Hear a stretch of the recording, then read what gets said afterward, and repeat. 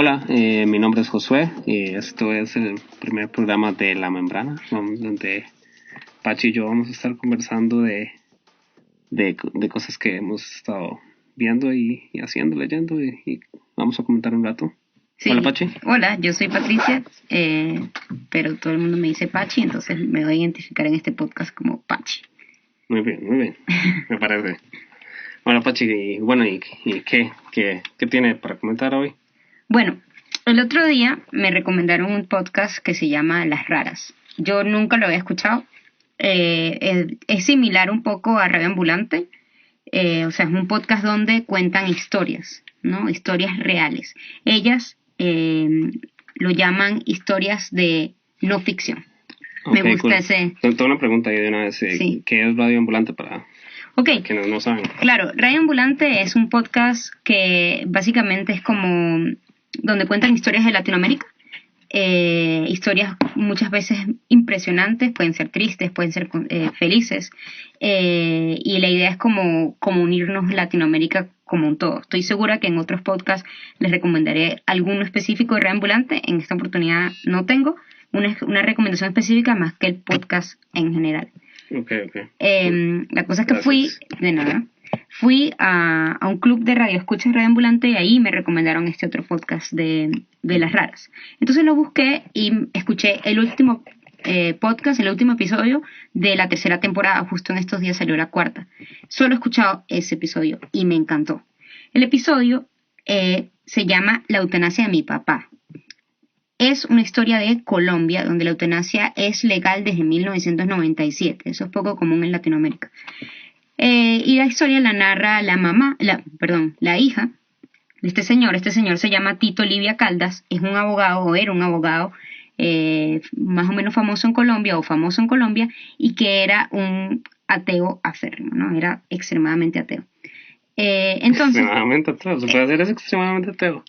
Bueno, porque era como un ateo activista. Creo que utilizan esa palabra dentro de... Sí. Escribió un libro y todo, como de cómo ser ateo y ese tipo de cosas. Sí.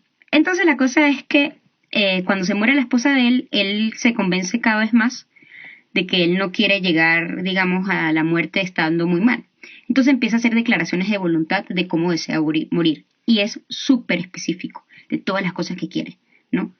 Luego él se enferma y pues se empieza a preguntarse la cuestión de la eutanasia, ¿no? Porque la cosa con la eutanasia es que uno tiene que decirlo antes. Uh-huh. No es que no tienes que asegurarte de tomar una decisión cuando seas capaz de tomar esta decisión.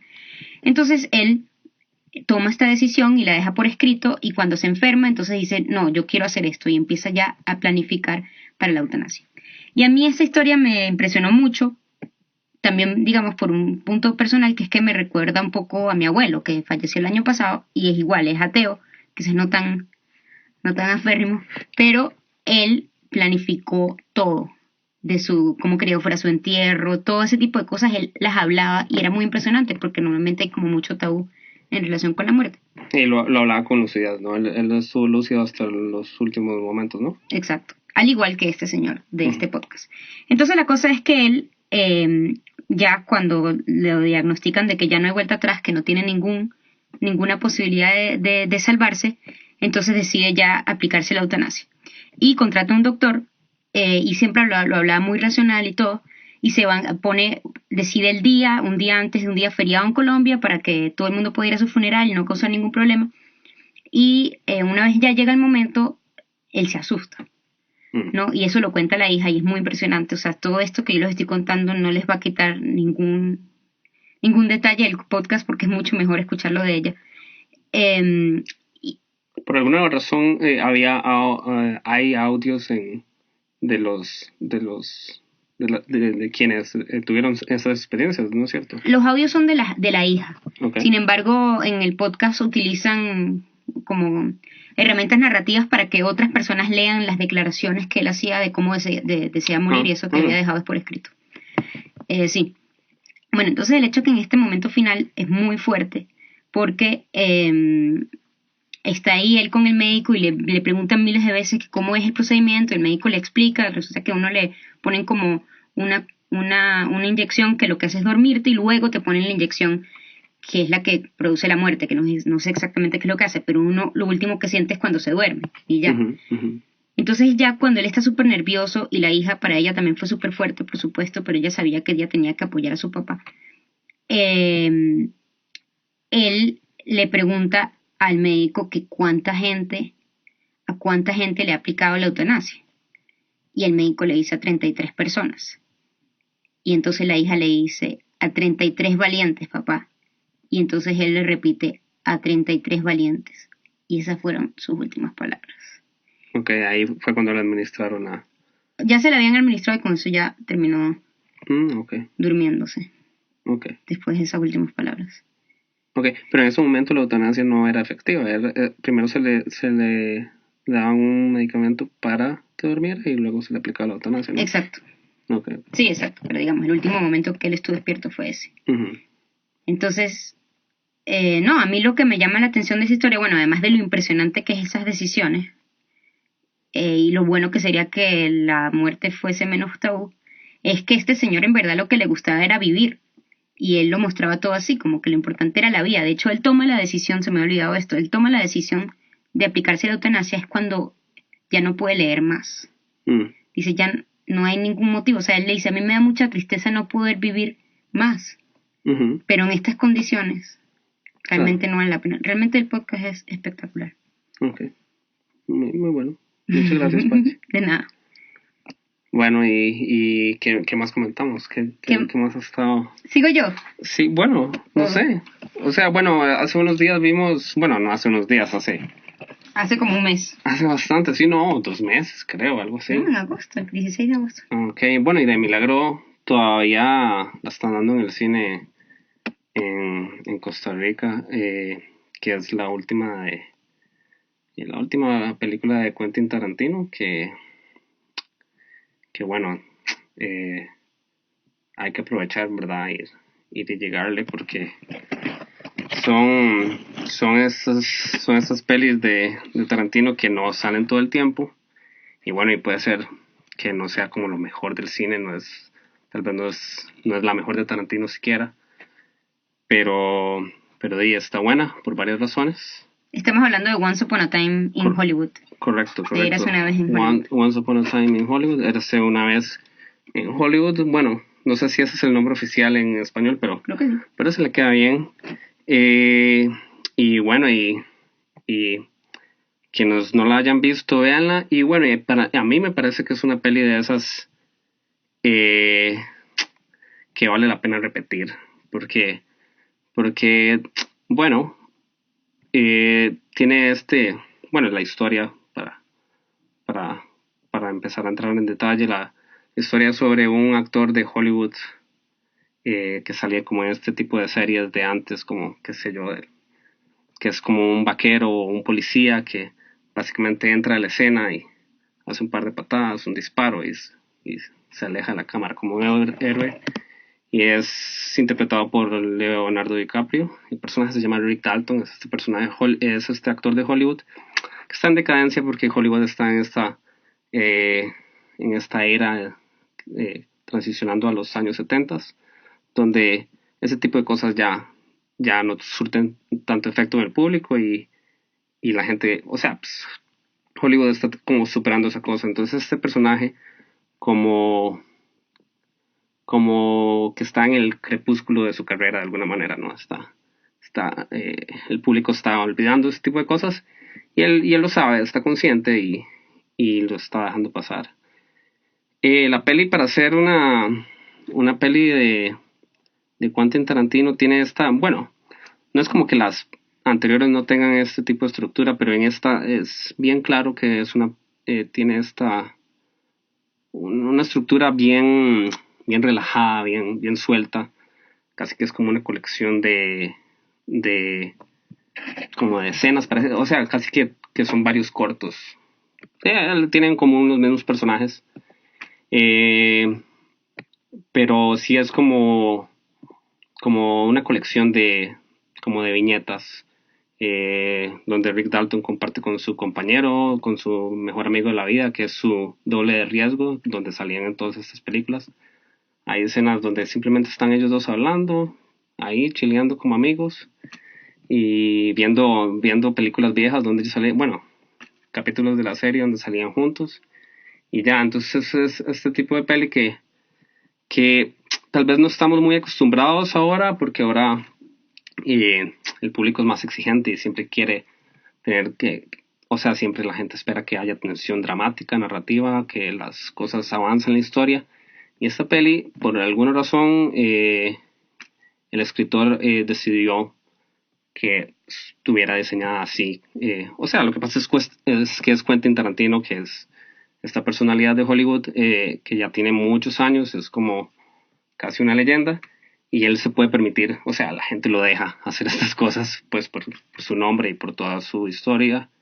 Entonces él toma esta decisión de hacer esta peli así. No es como que este tipo o sea, este tipo de estructura narrativa no estuviera presente en sus previas películas, o sea, Jackie Brown, Pulp Fiction, todo está como existen todas estas escenas donde es relajado, donde las conversaciones no necesariamente aportan nada hacia la trama, hacia el arco dramático, sino que solo están ahí y son como para disfrutarlas en sí mismas. Estos diálogos detallados de Quentin Tarantino que lo caracterizan, y es como más como para que el actor se luzca, para que haga entonaciones exageradas, melodramáticas ahí, y es como eso, para disfrutar el momento en sí. Y tal vez no estamos muy acostumbrados ahorita, hasta como que el público ahorita prefiere algo que siempre avanza, que siempre va para alguna parte, y bueno, y por eso es una excepción. Sí, claro. Y no sé si usted tiene un comentario al respecto de la peli. Usted la vio también conmigo hace poco, ¿no? Sí, yo la vi y a mí me pasó lo siguiente. Yo la vi y cometí un error, que fue que yo no sabía nada de la historia de Charles Manson, Sharon Tate, etcétera. Eso es un error, no lo hagan. Es importante saberlo porque entonces, digamos, es como ir a ver Inglourious Basterds y no saber cómo terminó la Segunda Guerra Mundial, ¿no? Es una experiencia absolutamente diferente. Yo recuerdo cuando yo vi Inglourious Basterds que había gente que a mí me encantó, y había gente que me decía, no, pero es que es malísima porque es todo mentira. Y yo decía, pero es que ese es el punto. Uh-huh. Ese exactamente es el punto. Y en ese momento yo veía mucho menos cine que ahorita, pero aún así, o sea, es eso, o sea, es que imagínate que si eso hubiese pasado, ¿qué hubiese significado, no? Y bueno, luego... ¿Qué? Lo de Inglourious Basterds. Lo de Inglourious Basterds, pero igual acá. ¿Qué hubiese pasado si... ¿Pero qué es lo que pasa en Inglourious Basterds? Bueno, que matan a Hitler en un teatro. Sí. No, eso claramente no pasó, porque además no me acuerdo, era previo, o sea, no era en 1944 donde murió Hitler en realidad, si no me equivoco, uh-huh, sino previo, o sea, era como que ganaban la guerra por eso, básicamente. Uh-huh. Sí, no me acuerdo lo suficiente, pero básicamente eso. En cambio, y acá es la misma idea, solo que con una historia claramente menos conocida, pero bueno, que sí es conocida. Sí, yo creo que eso es eso de bueno, sí, la peli además de representar estos personajes ficticios que son Rick Dalton y Booth, no me acuerdo. Cliff Booth, sí, que es su doble de riesgo, que son como compinches de toda la vida. Además de representar, presenta un personaje de la vida real que es Sharon Tate, que está relacionada con la peli porque esta época en Hollywood fue muy marcada por como que se le dio es de estos eventos de la historia de Estados Unidos, como la muerte de Kennedy y qué sé yo, el Civil Rights Movement y esas cosas. Es como algo que marcó la época de alguna manera, que es cuando asesinaron a Sharon Tate, que fue hecho por una secta hippie. Sí, eran como estilo hippie, pero eran liderados por Charles Manson, se conocen como la familia Manson. No eran familia, pero bueno, eran como unos hippies que vivían en un rancho cerca de Hollywood. Y que eran unos jóvenes o sea, de familias... Clase media, sí. Sí, que terminaron... Sí, que terminaron con una secta ahí y terminaron asesinando a varias gente, entre ellos Sharon Tate, que es la más famosa, también una gente que se llamaba La Bianca y qué sé yo. Pero bueno, el punto es como que es una revisión de esta historia similar a Inglourious Basterds, donde se revisa y se hace como una versión alternativa de la Segunda Guerra Mundial. en esta es como eso, como el film de la era de los 60s en Los Ángeles y en Hollywood y bueno, y cómo impactó eso. Y esto es como una fantasía, ¿verdad? Como la fantasía de Quentin Tarantino, ¿verdad? O sea, esta peli tiene mucha connotación, ¿verdad? Como de nostalgia, como de, como de rescatismo, ¿no? El Quentin es un cinéfilo, tal vez, o sea, es como el cinéfilo más famoso. Él es esta persona que adora el cine, se sabe de memoria todo, se sabe todos los diálogos de todas las películas, se sabe quién hizo qué. Es este tipo de persona que es básicamente un cinéfilo y eso se nota en sus pelis. Y bueno, para... Bueno, porque siempre tienen como pequeñas referencias, pequeñas, ¿no? Cosas, claro, sí, exacto. Y bueno, y tiene como esta nostalgia porque yo creo que es en gran medida, bueno, como todo el buen arte, es como autobiográfico, ¿no? Como en esta era ahorita, que ahorita todo se está migrando a internet y ahorita, pues, entonces están perdiendo estas cosas clásicas, por ejemplo, ya muy probablemente cosas como las superestrellas dejen de existir, la centralización de la producción de audiovisual o cine en Hollywood probablemente se vaya perdiendo o evolucione a algo más que no sabemos qué es todavía, pero cada vez va cambiando más, hay productores pequeños que pueden hacer cosas y, o sea, quién sabe qué vaya a pasar, pero por ahí va, es posible que las cosas independientes terminen reemplazando a un sistema tan centralizado como es Hollywood. Y cuenten como una persona cinéfila y como historiador de esas cosas, ve esos cambios como algo como con nostalgia, como él es un rescatista, él hace estas cosas de seguir filmando no en digital, él filma en 70 milímetros en film y también, qué sé yo, hace cosas como por ejemplo ahorita cuando hace unos par de años o no sé cuántos que se estrenó la otra peli, la anterior de Hateful Eight, que él hizo un roadshow ahí donde presentaba la peli en cines exclusivos y que eso era lo que hacían antes, ¿no? Sí, como un roadshow al estilo Hollywood de, no sé, los años 40 o algo así. O sea, es ese tipo de persona que es cinéfila y busca rescatar esas cosas. Y pues, él ha manifestado de varias maneras que, por ejemplo, él no le encanta, qué sé yo, las cosas nuevas como Netflix y qué sé yo. Y va por ahí. Es como que ve con nostalgia esas cosas. Y se nota, y se nota en todo lado. ¿Y hay notaste alguna referencia a otras pelis dentro de esta peli? Bueno, ahorita recuerdo una. Sí, por ejemplo, que bueno, yo creo que va en la misma línea de esta cosa de rescatar el cine como esta cosa de una fantasía. Bueno, además de que la peli, por ejemplo, adicionalmente hace esta revisión sobre Hollywood y sobre lo que pasó en esa época. Es esto de que el cine permite, como que es esta, permite revisionar nuestra vida y verlo con otros ojos, tal vez verlo con ojos más positivos o qué sé yo. Por ejemplo, una escena donde se ejemplifica es, por ejemplo, que tal vez es como un poco críptico para algunos, pero hay una escena donde Sharon Tate va a una tienda a comprarle, bueno, ella estaba casada en ese momento con otro director muy famoso de Hollywood que se llama Roman Polanski. Ella fue entra a una tiendita y ella toca una pequeña estatua que es el halcón maltés, que es una referencia directa a esta película, que se llama el halcón maltés. Y la línea más famosa de esa película es justo la línea que dicen al final. No les voy a hacer spoilers por si la quieren ver, pero al final dicen ¿y de qué material es halcón maltés? ¿Por qué es tan valioso? O algo así, porque es una intriga de ladrones y policías ahí con un detective y qué sé yo. Y bueno, el halcón maltés era este objeto ahí como este MacGuffin que todo el mundo persigue durante la película, pero no se entiende bien por qué. Y alguien pregunta de qué material está hecho y la persona responde del material que están construidos los sueños. yo creo que es esta referencia al cine, ¿no? Que es esta máquina de sueños que permite, por ejemplo, a Quentin Tarantino revisar la historia de la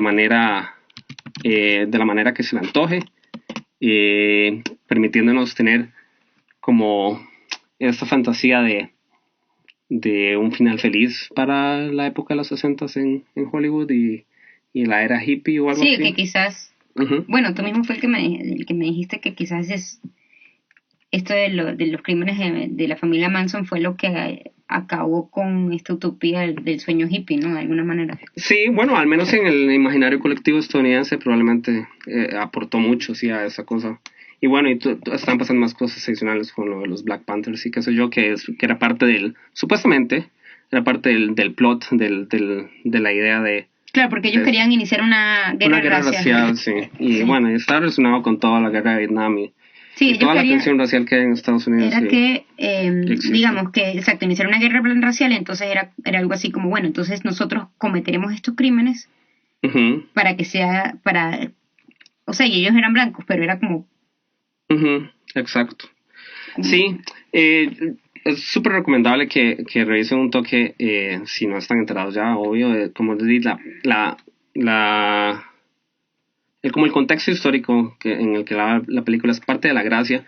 Si uno no revisa ese contexto, por ejemplo, el arco narrativo relacionado con Sharon Tate, que es el personaje en el que aparece Margot Robbie, queda un poco como desconexo del resto de la película. Parece como que no se entiende por qué está ahí. Pero es precisamente por esto de que ella fue asesinada y es como un homenaje a ella. Yo siento que el escritor intentó ser muy respetuoso a esto y manejarlo de esta manera revisionista. Sí, tengo dos comentarios con respecto a eso. El primero es que yo igual disfruté la película, desde mi ignorancia igual la disfruté. Entonces, bueno, sí, la recomendación es leerlo, pero bueno, tampoco, si no van, no crean que van a fallar el examen, ¿no? Y luego la otra cosa con respecto a lo que estabas diciendo de Sharon Tate, les comento el video de Fernanda Solórzano sobre Once Upon a Time in Hollywood. Específicamente se centra en Sharon Tate por unas críticas que hubieron de que tuvo muy pocas líneas, y ella hace un análisis espectacular de por qué esta crítica realmente es infundada en este caso. Sí, Fernanda Solórzano es una crítica de cine mexicana que pueden encontrar en varios canales, por ejemplo YouTube. Sí, está Cine Aparte, se llama sus reseñas, y entonces ponen Cine Aparte, Once Upon a Time in Hollywood, y ahí aparecerá. Sí, es muy valioso el comentario de ella respecto a eso, porque bueno, esta película tuvo mucha crítica respecto a eso. O sea, la gente sí, obviamente va a reaccionar y bueno, y se han criticado mucho, ya históricamente ya se han criticado mucho las películas que no le dan papeles importantes a las mujeres. Y bueno, en esta película pasa eso, que Sharon Tate tiene bastante, Margot Robbie aparece bastante en el metraje y tiene poco diálogo, entonces mucha gente reaccionó de manera negativa hacia eso. Incluso en Cannes, una periodista del New York Times o algo así le hizo una pregunta directa a Quentin Tarantino sobre eso en la conferencia de prensa, y Quentin Tarantino reaccionó súper extraño ahí. Dijo como, lo único que le dijo fue como rechazo su hipótesis, sin decir nada más. Pero bueno, o sea, más allá de toda esa controversia, la peli, bueno, otras críticas que ha tenido es que es aburrida. Bueno, pero claro, la gente interpreta que es aburrida precisamente por esta estructura que tiene de que son básicamente historias inconexas. Está más recostada en la comedia que otras películas de Tarantino. No hay esta tensión constante dramática, pero es más como esta invitación a vivir el momento, a concentrarse en los diálogos, a disfrutar de las pequeñas cosas, de las referencias hacia películas, para ver los carros. O sea, el diseño de producción, las escenografías son impecables, son hechos a la antigua. Ellos reconstruyeron, es una película de época, está ambientada en los 60s, y reconstruyeron un boulevard de Hollywood, no sé si es el Hollywood Boulevard o qué sé yo. Lo reconstruyeron de manera completamente fidedigna, de acuerdo con la época, y es una secuencia donde Brad Pitt maneja un carro super chiva por esa zona, y eso es todo lo que se ve.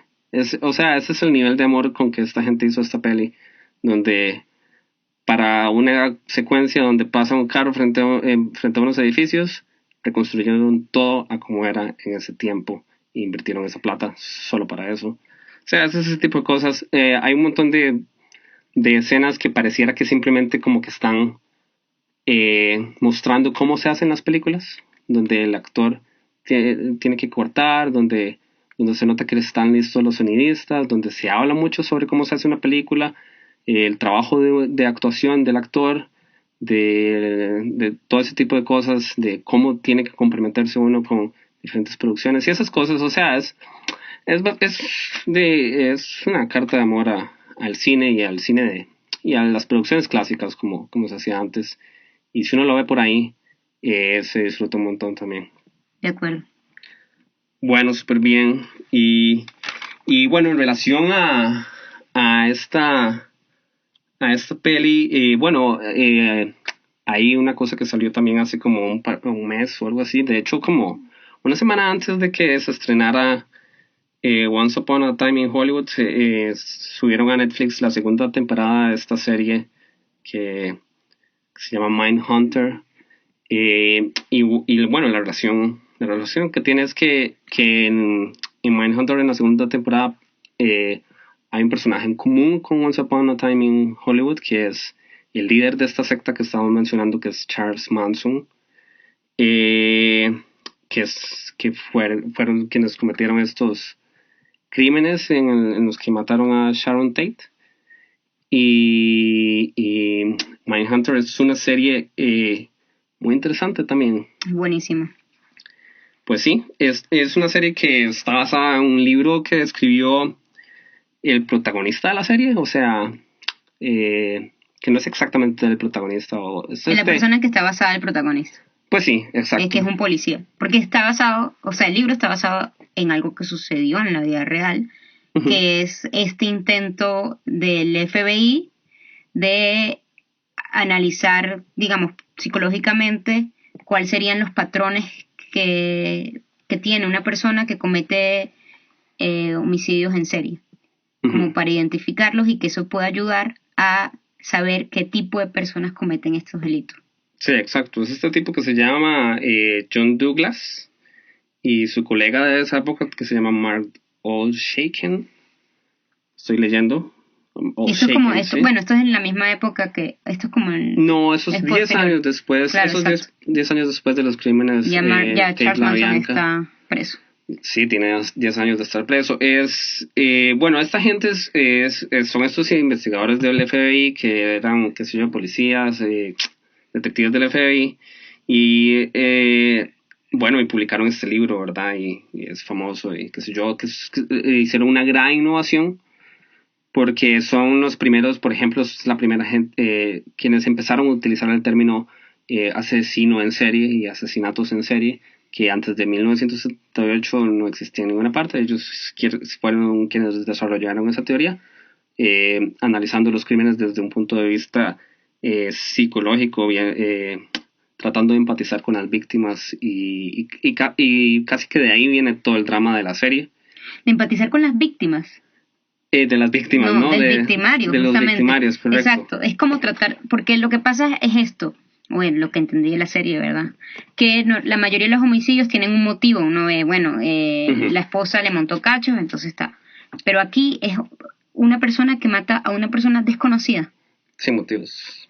Sin un motivo aparente. Y uh-huh, después de esa investigación es que se genera que puede existir un motivo que es el sadismo sexual, parece.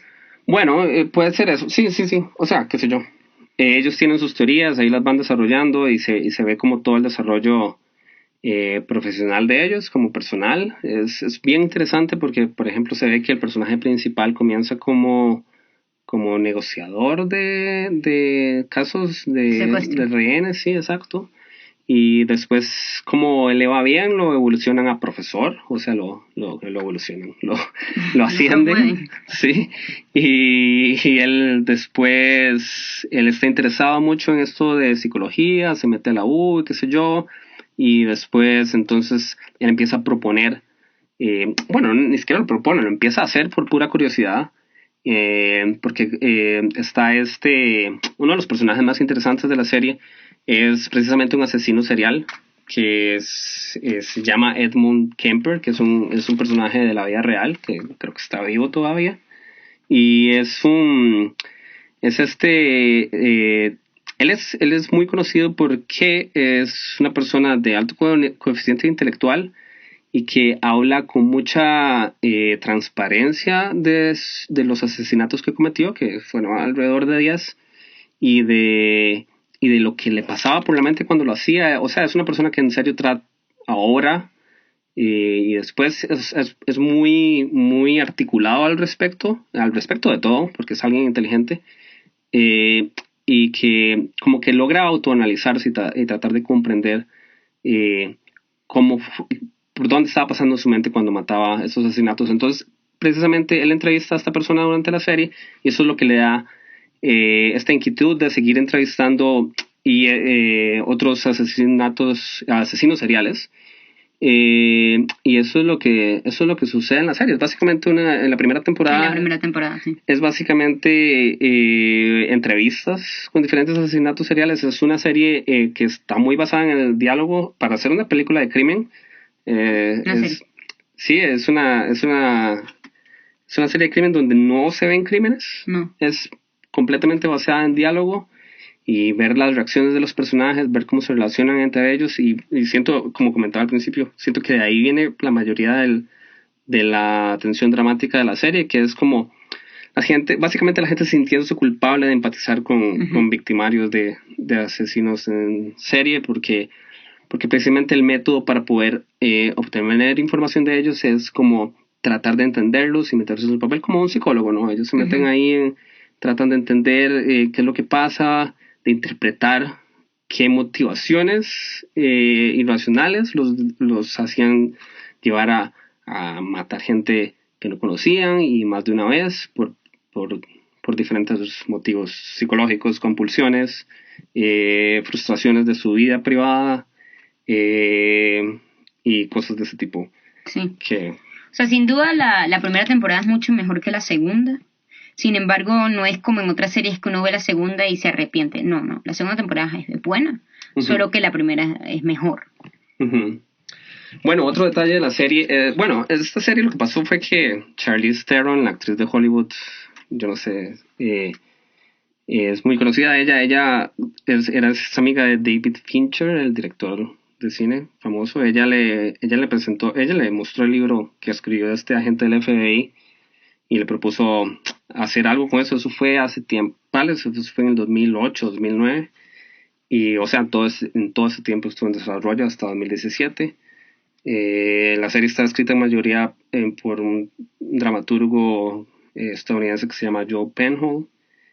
Y bueno, y muchos capítulos están dirigidos por David Fincher, pero no todos, ¿verdad? Como suele pasar en las series, pero la mayoría de los capítulos tienen este estilo audiovisual muy característico de David Fincher, que son todos estos como esta obsesión con la perfección de los movimientos de cámara, donde casi no hay operadores de cámara que sean obvios, no hay como ese tipo de movimientos,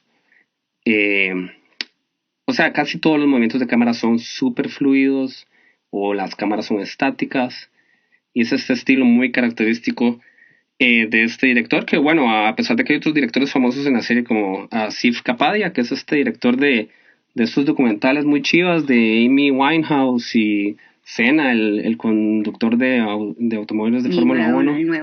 Bueno, y hay uno nuevo de él que se llama Maradona, sí. Que no hemos visto. Que yo no sé si ya salió.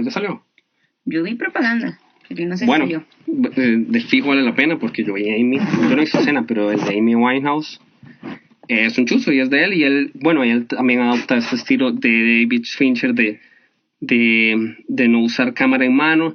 Y también tiene esta cosa que es característico de David Fincher, que, bueno, de que la exposición, existe esta cosa en los guiones de tele y de cine, que es esta cosa que le llaman la exposition, que usualmente no es deseado, pues, que es cuando los personajes dan información sobre el contexto con diálogo. Y usualmente en el cine profesional o en la televisión profesional se evita porque no...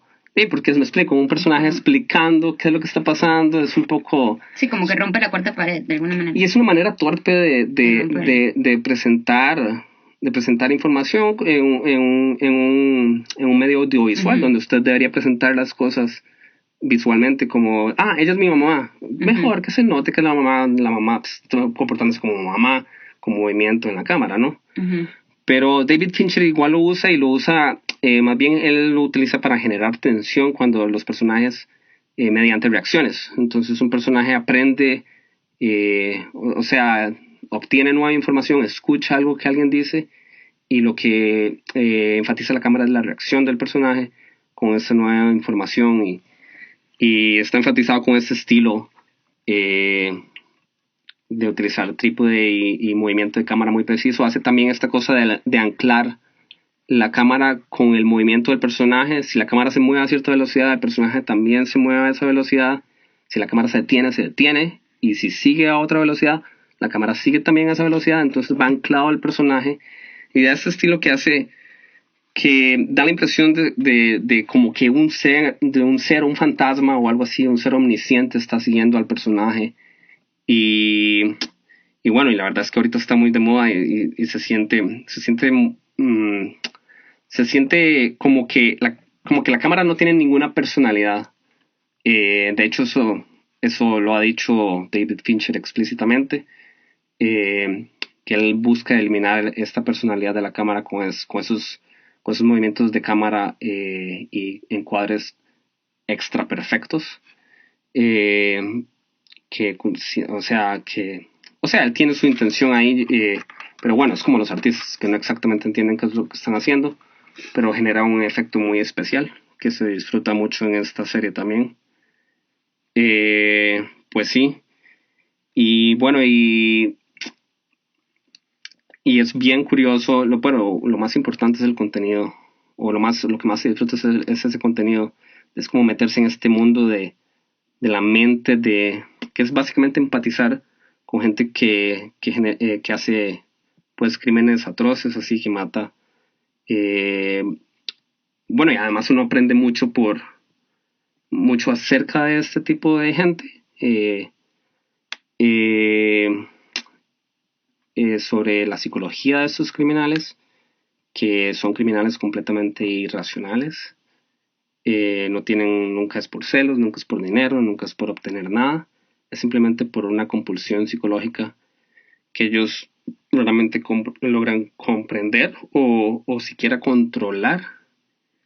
Bueno, y eso va relacionado sobre otra cosa que queríamos comentar hoy, que es este libro que usted se leyó recientemente. Bueno, se vende como libro, pero es un ensayo, ¿no? Es un ensayo que se puede leer en 1 hora, se puede leer un par de horas, que es de este comentarista famoso que es que es graduado de filosofía y de neurología o neurociencias, no sé, que es muy famoso. Sí, que es conocido porque es parte de este movimiento del nuevo ateísmo de los principios de los 2000. Él es uno de los 4 nuevos ateístas o algo así. Pero bueno, tiene este libro... Se llama Sam Harris. Correcto. Sí.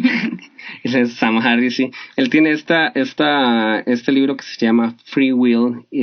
O sea, libre albedrío. Libre albedrío. ¿Es libre albedrío? Sí. Sí, libre albedrío. Sí, libre albedrío. Y bueno, este libro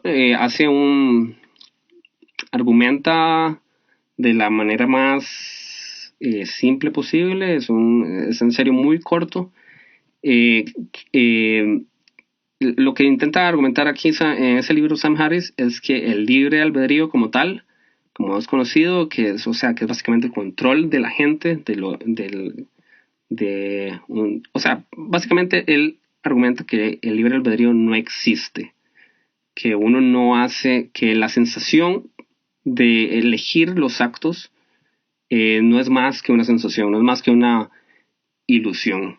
Y que si uno lo analiza un poco más allá de eso, se da cuenta que la ilusión ni siquiera existe. Si uno la analiza de dónde viene cada cosa, no se da cuenta no puede saber de dónde viene. O sea, si yo ahorita estoy pensando que voy a decir esto, yo no tengo idea de dónde vino esa idea. Entonces el libro a mí yo me lo acabo de leer, Josué se lo leyó hace más tiempo. Empieza relatando un crimen, justamente. Claro, un crimen.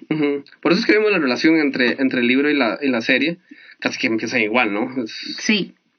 Digamos, porque la cuestión es, ¿qué pasa si el libre albedrío no existe? ¿Qué pasa con nuestro sistema de justicia, por ejemplo?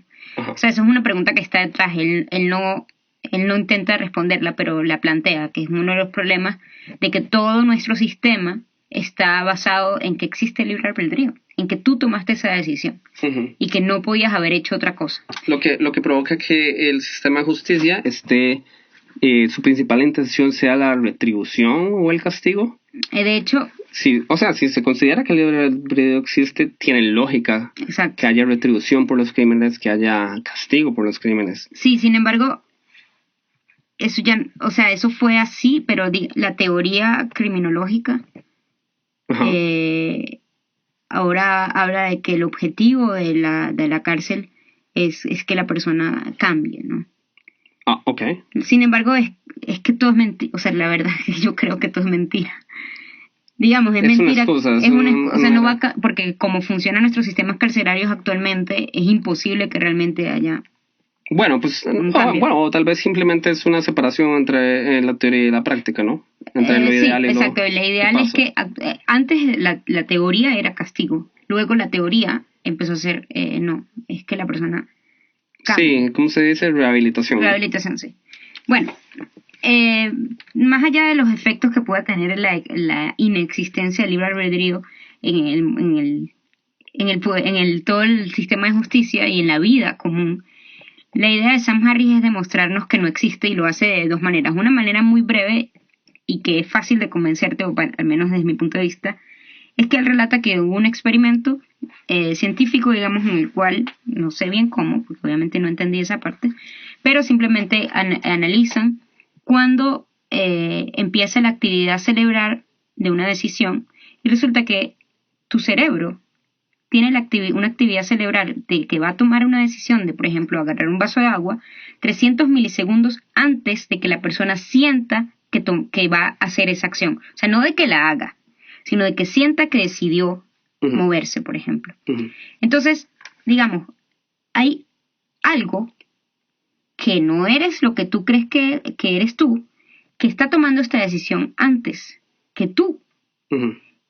Y luego Sam Harris hace otro análisis, que era lo que les mencioné un poquito antes, que es de que si uno se lo pone a analizar, no sabe de dónde viene cada uno de nuestras decisiones o pensamientos. O sea, si yo agarré un vaso de agua y me lo tomé, ¿de dónde vino esa idea? ¿Quién tomó esa decisión? Bueno, todos creemos que fui yo, pero realmente fui yo. Simplemente me apareció en la mente y yo lo hice. Pero ¿de dónde apareció? Sí. Sí,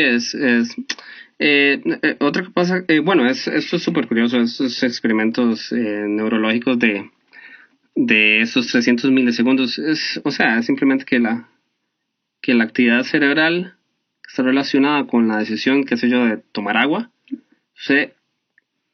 un poquito antes de que usted perciba, es de que uno lo perciba, ¿no? De que uno perciba que tomó la decisión. Entonces, sí, básicamente el punto es que uno no toma la decisión cuando cree que la está tomando, la tomó antes y uno no es consciente de esa decisión. Y esa es la cosa desde el punto de vista de estas investigaciones neurológicas. Otra cosa es que también Sam Harris tiene, ¿cómo se llama? Él tiene su background en otros temas, además de esta cosa del nuevo ateísmo. Él tiene background o tiene mucho entrenamiento en lo que es budismo y meditación y espiritualidad oriental. Y a mí me parece que mucho del estilo de la espiritualidad oriental y de la meditación, que tiene esta cosa de sentarse con paciencia y observar las cosas que suceden en la mente de uno, ¿no? Ver cuándo aparece un sentimiento, ver cuándo aparece un pensamiento. Y el estilo del libro tiene pasajes que tienen esto, que es como como flujo de conciencia que pasa en las mentes de todos nosotros, que es como si uno se queda callado y solo observa lo que pasa en la mente sin, qué sé yo, sin ver tele, digamos, o sin estar haciendo nada más, si uno nada más espera a ver qué aparece, empieza a ser un poco más evidente, que es lo que argumenta Sam Harris, empieza a ser un poco más evidente que uno no tiene control sobre lo que aparece en la mente de uno, o por lo menos uno no decide qué pensar, básicamente. Aparece, o sea, uno se acuerda, qué sé yo, del cumpleaños de la mamá, después se acuerda de lo que le falta hacer, de que no ha ido al dentista, de que tiene que hacer esto y esas cosas, o de tonteras, empieza a cantar uno una canción o lo que sea. O sea, son todos los objetos que aparecen en la mente de una persona. Y lo que argumenta Sam Harris es que esto es, lo argumenta es un argumento de la no existencia del libre albedrío, el poco o nulo control que tiene uno sobre su mente, y de lo inescrutable que es entender el origen de las cosas que aparecen en la mente de uno. Más allá de estas demostraciones neurológicas, él dice que la evidencia más fuerte de esto viene de observar la propia mente, ¿no? de cada persona. Y eso es como el argumento que él hace, y tiene este estilo que le da un poco me parece que es la parte como más entretenida del ensayo, como él presenta esto. La otra cosa de este ensayo, él lo toca un poco también, que es pues cuáles serán las consecuencias, ¿no? De esta creencia de que el libre albedrío no existe. Él dice, ¿será la verdad dañina para el ser humano, no? O sea, y bueno, y esa es la creencia más generalizada pues por razones históricas y influencias. Digamos que si la gente cree que el libre albedrío no existe, entonces deja de portarse responsablemente porque asume que fue una decisión que él no tomó o que ella no tomó. Claro, y uno lo utiliza como... De hecho, hay experimentos, me parece que los menciona en el ensayo, de que si a alguien le explican justo antes de tomar una decisión que el libre albedrío no existe, estadísticamente se portan peor que... Sí, la gente lo toma como excusa. Bueno, pues no existe el libre albedrío, pues entonces ¿para qué voy a levantarme temprano? O pues, qué sé yo, le miento a todo el mundo, no es mi culpa, es algo más está tomando la decisión, no soy yo. Lo que pasa es que pues, o sea, yo lo que respondería a eso, es improvisadamente, ¿verdad? Es como, pues, o sea, lo que pasa es que es eso, esa excusa también es un objeto mental que está apareciendo en su conciencia o en su estado psíquico, y pues eso tampoco es parte del libre albedrío, me explico, es otra entrada, es otro elemento que está influenciando su comportamiento, que al final es lo que tiene consecuencias, ¿no? Sí, no hacer algo también es una... O sea, lo que pasa es que no es una decisión, porque al final uno, digamos, es que... Es o la excusa, o excusarse, sí. o decir, pues no es culpa mía, mi cuerpo se maneja solo, no me voy a levantar en todo el día, es también, o sea, es parte del mismo sistema, es parte del mismo lazo de comunicación, ¿no? Entonces, por ejemplo, usted puede, o sea, es una ilusión, uno puede decir, pues voy a controlar mi mente y voy a tener buenos pensamientos, o voy a, qué sé yo, tener pensamientos inspiradores, o voy a portarme bien, voy a esforzarme. Igual es parte del mismo loop. es parte del mismo elemento, ¿no? Es una entrada más a su sistema que que tiene una consecuencia en su comportamiento igual. Eso no quiere decir que el libre albedrío exista o no, es simplemente es algo que se suma al resto de elementos, ¿no? O sea, es que a mí este tema me parece demasiado complicado.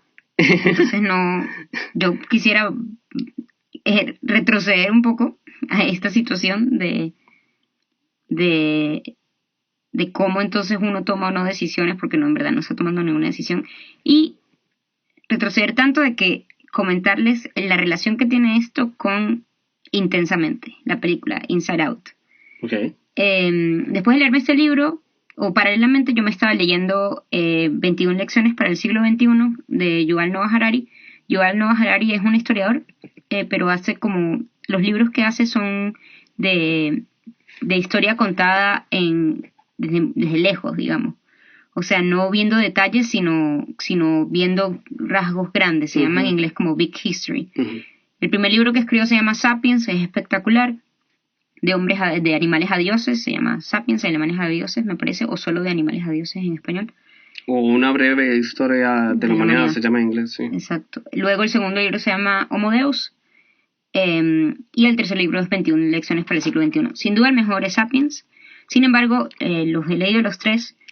Y 21 lecciones para el siglo XXI, me gustó especialmente los últimos capítulos cuando él empieza como a analizar cosas. Él también tiene mucha experiencia en la meditación, y se nota también, ¿no? Bueno, el hecho es que hay un capítulo que se llama Ciencia Ficción, que él está hablando de cómo las películas nos están contando las historias incorrectas sobre cómo va a ser el futuro. Y habla de diferentes películas y cómo él cree que se equivocaron. Una que menciona es Intensamente, y no porque se equivocó, sino porque dice el día que Disney admitió que no existe el libre albedrío, que fue con Intensamente. Yo justo vi Intensamente, bueno, hace como unos meses, pero digamos más reciente que cuando salió, y me parece espectacular el análisis que él hace, justo tomando en cuenta esto que dice Sam Harris. ¿Por qué? Porque él dice, Intensamente demuestra, te plantea que no existe un yo auténtico. O sea, yo no existo como un yo dentro de mi cerebro, ¿no? ¿Por qué? Porque en Intensamente vemos a varios sentimientos, ¿verdad? Alegría, tristeza, asco, miedo, y cada una de ellas toma diferentes decisiones, no es una. Y de hecho en la peli vemos cómo cuando uno de ellos, alegría específicamente, trata de tomar control de todo, más bien casi hace que la protagonista caiga en una depresión extrema, porque si recuerdan se empiezan a caer como estas no me acuerdo cómo se llaman, las estructuras, sí, que eran como los pilares más importantes de su personalidad, la amistad, la familia, el hockey, se empiezan a caer. Entonces la peli lo que demuestra es esta misma idea de una manera mucho más sencilla, que es, no hay una persona en nuestro cerebro, digamos, no hay uno de estos muñequitos de Disney que esté tomando las decisiones, es una mezcla de cosas y que está tomando algo, partes, que está tomando partes. Que están tomando parte y es como uno termina haciendo algo por esta mezcla de cosas que tenemos, de conexiones, etcétera, pero más fácil verlo como en los muñequitos de Disney, y que luego, por ejemplo, justo en la peli se ve como ya luego, mientras eres adolescente tienes más muñequitos y cuando eres adulto tienes más muñequitos aún, porque tienes más inputs y más cosas que te ayudan o no a hacer las cosas que quieres hacer. Entonces, esa película analizada de esa manera es súper interesante, y en ese sentido también pueden ver un video de un canal de YouTube que se llama Wisecrack, que hacen un video de, si está en inglés, pero es sobre si Joy, o sea, alegría, realmente es la villana de la película. Y es toda esta misma idea, y es buenísimo y se los recomiendo. El tema de que estaba comentando Josué, yo siento que yo necesito como muchos más años de análisis para poder terminar de entenderlo, porque siento que uno cuando lo empieza a hablar, luego terminas pensando otra vez de que estás tomando una decisión. Bueno, pero lo que pasa es que esa ilusión del libre albedrío, bueno, si en caso de que fuera una ilusión, tampoco sabemos. Puede ser que el libre albedrío sí exista, o sea, no necesariamente el argumento está completo ahí, puede ser que falte algo. Bueno, pero el punto es que en caso de que no exista el libre albedrío como tal, o al menos como lo entendemos nosotros, no quiere decir que no quiere decir que uno no tome decisiones igual, simplemente el argumento es que no somos conscientes cuando las tomamos.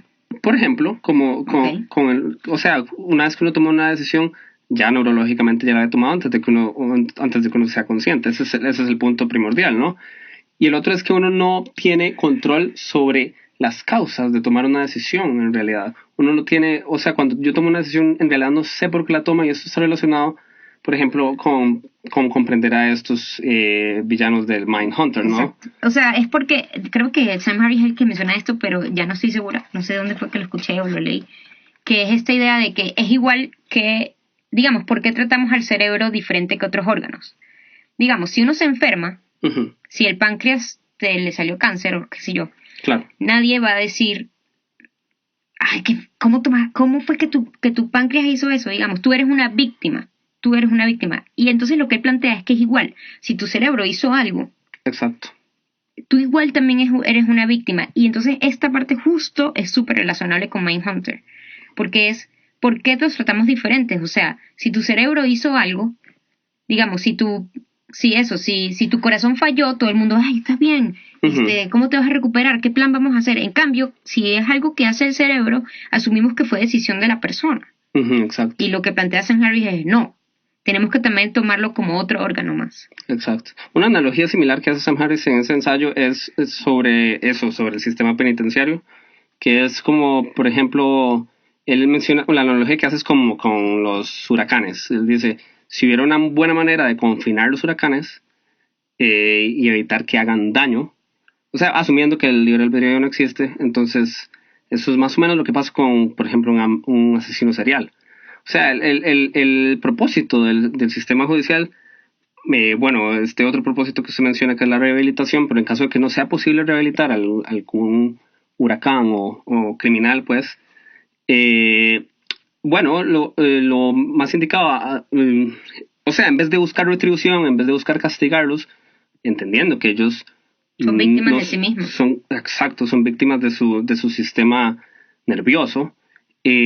Pues lo que debería buscar el sistema es confinarlos de la sociedad y evitar que hagan más daño. No tanto como obtener una venganza o estas otras cosas que más bien que vienen de una tradición irracional, que es como, sí, que quiero vengarme de la... Sí, irracional, pero muy humana también. Por supuesto, como todo lo demás, sí. Sí. Pues sí. Pero bueno, yo creo que eso es todo por hoy. Sí, muchas gracias, Pachi, por compartir conmigo todas estas cosas que hemos estado comentando y consumiendo por ahí. Y muchas gracias a ti también, Josué. Y bueno, un placer, y gracias a si alguien escuchó por ahí, espero que lo hayan disfrutado, esperamos que lo hayan disfrutado y compártanlo si les gusta la idea de estar hablando de estas cosas que nos interesan. Ahí, y si tienen recomendaciones que quieren que nosotros leamos, veamos, escuchemos, uh-huh, por favor, también. Sí, y comenten con algún amigo que crean que les vaya a gustar esto, y si tienen sugerencias, sí, les llego. Muchas gracias. Listo. Buenas noches, buenos días, a la hora que lo estén escuchando. Chao. Chao.